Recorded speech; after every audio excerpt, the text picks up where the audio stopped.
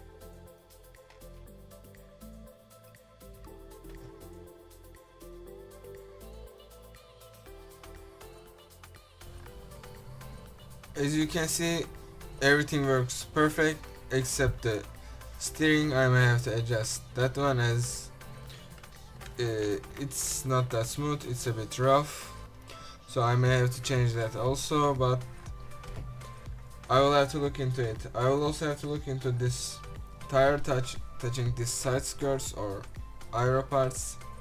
I'm not sure why it happens. It's better now. It was worse a few minutes ago, but everything will be okay in a few weeks, as I will look into it, I will repair things, I will change things, and everything will be as good as original. Thanks for watching. Don't forget to subscribe and leave a like.